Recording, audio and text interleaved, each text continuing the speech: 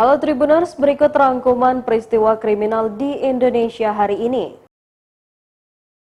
Berita pertama, selalu berpenampilan lelaki, istiqomah gadis 24 tahun nekat mengaku jadi pria dan pacari ABG perempuan. Istiqomah alias Ra'a mengungkap alasan dirinya sebagai wanita, mengaku pria karena persoalan cinta. Ia pernah trauma dengan yang namanya cinta setelah ia diputuskan pacarnya seorang lelaki. Ketika itulah ia memilih untuk mengubah penampilannya. Ia selalu berpakaian seperti lelaki dan bergaul dengan lelaki. Karena sering bergaul dengan lelaki, ia juga ikut terjun ke dunia kriminal. Ra'am pernah mendekam di penjara selama 2 tahun karena kasus penjambretan. Saat 2018, Ra'am bertugas sebagai eksekutor ketika melancarkan aksinya bersama kedua temannya. Ia mengaku nyaman dengan penampilannya sebagai lelaki. Ia juga semakin senang dekat dengan perempuan karena lebih pengertian ketimbang lelaki. Saat jalan-jalan dengan korban P, tak selalu dirinya yang membayar makanan. Bila dirinya tidak ada uang, korban P juga yang sering membayar makanan. Sehingga ia terus berupaya mengaku sebagai pria di depan korban P.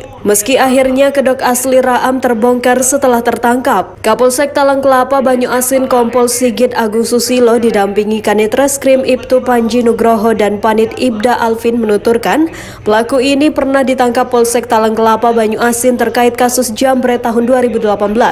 Namun pihaknya tidak menyangka bila laporan dari keluarga korban merupakan istiqomah alias Ra'am yang melakukan tindak pelecehan terhadap anak di bawah umur.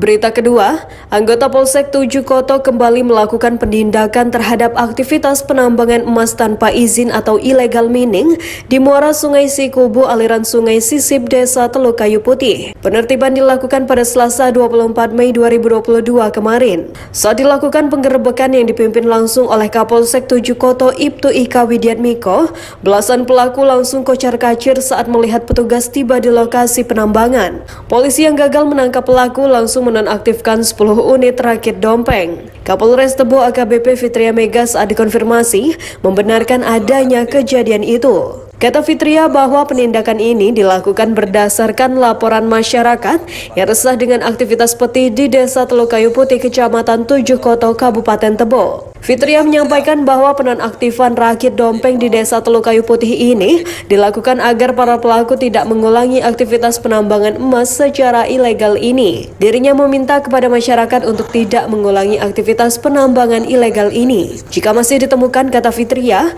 pihaknya akan melakukan penindakan yang serupa. Sementara itu, pihak kepolisian Polres Tebo saat ini juga sudah mengantongi sejumlah nama-nama para pelaku.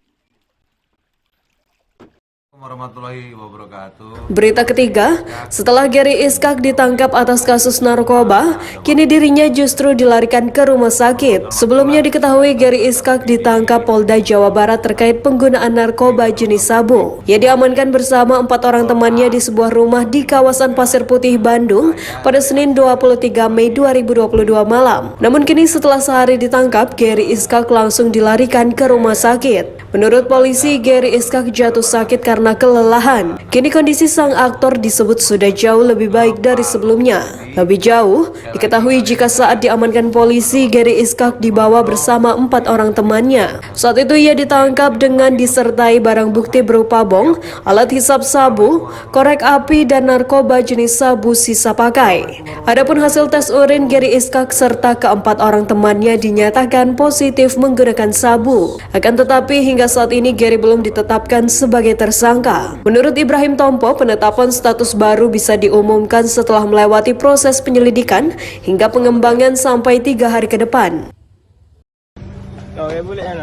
Berita keempat, viral bule pukul warga Palembang dekat kampus PGRI. Begini nasibnya setelah aksi pemukulan. Warga negara asing itu diketahui bernama Yunus Fatel, warga asal Inggris yang menetap di Palembang bersama istrinya yang juga warga Palembang. Ia melakukan aksi pemukulan itu terhadap Charles Syahputra, warga Jakabaring, Palembang. Kejadian tersebut didasari salah paham Yunus kepada Charles.